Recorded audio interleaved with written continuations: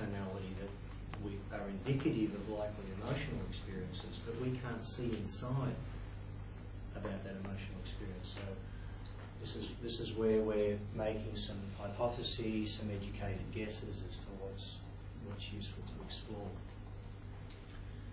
And you know, as you know, it's great when you work with someone and they get a huge shift. And you know, we've partnered in this. Coaching's a learning partnership. The skill of the coach is in facilitating the person to new realisations that produce new learning. All right, so all we are, and if there's a facilitator, all you are is you're a perturber. Now what Maturana's coined is what he calls the myth of instructive interaction.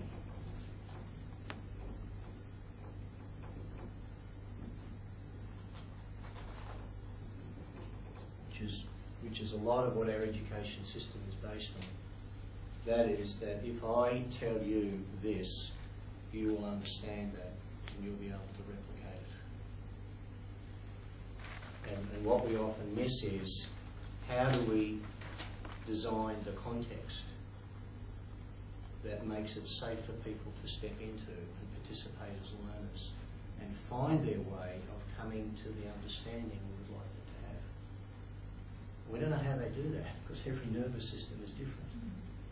So does Maturana give insights into suggested ways of doing it then, or just leaves the question that the way we do it currently is? I think it comes back to, he doesn't sort of go into facilitation or coaching or anything like that. He just basically comes back to this is how, the essence of how any living system changes is that its nervous system gets perturbed. Now the implication we take from that is then, how do we become respectful and skillful perturbers? Now there's other areas, and what we're going to look at today is the ideas of the guy I'm going to share with you is a professor of adult education at Harvard University, a guy called Robert Keegan. So he's got some very interesting principles about, like, what is education. Okay, so how are you going with that? Just when it's thought about tools, it's sometimes useful to bring a tool because a tool is a perturbator. Yeah, oh, exactly. Yeah, yep. No, not denying their usefulness at all. You know, so for example, in this framework, a tool could be, you know, working with people about key ingredients in making requests. You know, covering off on time frame. You know, making sure you've given a reason, a context. You know, it's very clear about what you want to do, etc. Yeah. Yeah, obviously there are many ways. You could put someone in a gulag, and that would be a major perturbing event, perhaps. Yeah. Sorry, what's a gulag? It's like a prison camp. Prison camp. Oh, okay. Yeah, every experience we have, every conversation we have, has the potential to perturb our nervous system. All right. So that's what I call the essence of Maturana's biology of living systems. Just have a quick peek here to see if we don't cover off everything. No, there's one key thing I've left out. It relates to perturbing. And I'm going to put it over here because I need room at the top. And it's a big basis for his theory of language and communication. It's the notion of structural coupling. So here we have two people with their nervous systems. And structural coupling is where you have situations of what Maturana calls recurrent interactions.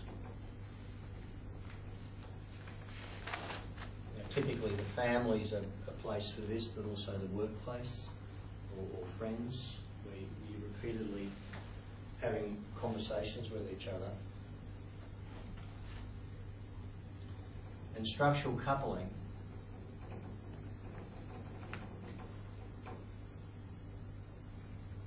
is mutual perturbing. So we are continually perturbing each other.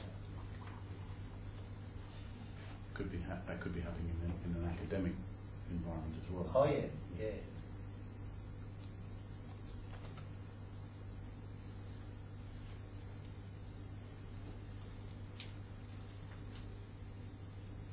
Now, this is a major principle for application in coaching.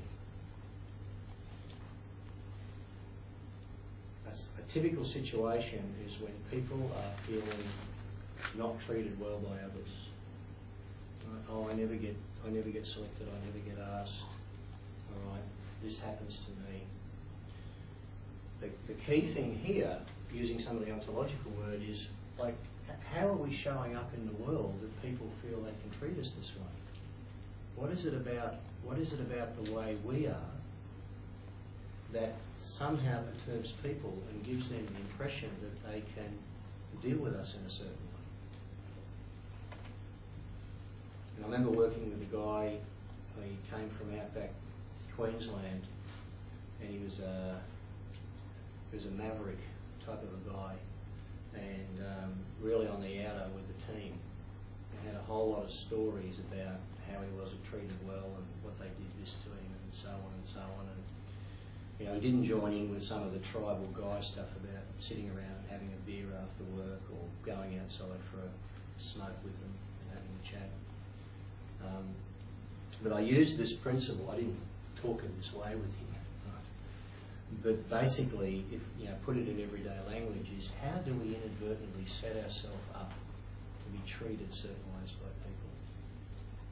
And it's a way of respectfully turning responsibility back to people, because the very way we are, however it is always potentially going to be perturbing for others, setting up patterns of perception in them. They develop an identity about us, which has got a whole bunch of assessments within us about how it's okay and not okay to relate with us. So there's a lot of things implicit in this, and about how do we go about taking care of our dignity, how do we go about making a stand in certain situations to maintain what's important to us and take care of our standards. This is a really important one in parenting, right?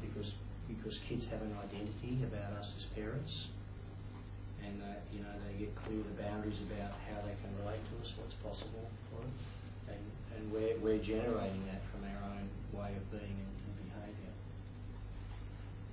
So does that make sense? Now, in a coaching conversation, you know, where you're having, especially you're having more than one coaching conversation, you are in a recurrent interaction. So again, this principle is happening here. You know, if the coaching's not going well, what look at my part is it? And when we feel like we're hitting heavy water and working hard, it's very easy to point the finger at the coachee. In fact, what's happened? What's going on with me? Now, I said to a group yesterday about the notion of the death of resistance. Have I spoken about that? I think it was in the late 1960s in the particular area of therapy that was evolving. It's become generally known as brief therapy, and includes a lot of different approaches. But there's a group of people gathered, and they had I think they had a fire, they had a ceremony, and they declared the death of resistance. And what they were hearing a lot from other therapists was, oh, this client's resistant to change. And you know, their belief was that this was just nonsense. And what they came up with is that there are no resistant clients, there are only inflexible therapists. So when we're finding the going hard, getting frustrated, feel like we'd like to tell the person that this is what they should be doing if only they could get their act together, then that's starting to talk about more our inflexibility, our lack of versatility. We've run out of ways of perturbing them. And our repertoire of questions has been exhausted. So again, it speaks more about the observer than it does about what we're commenting about. All right. Now, out of all that, Matt, your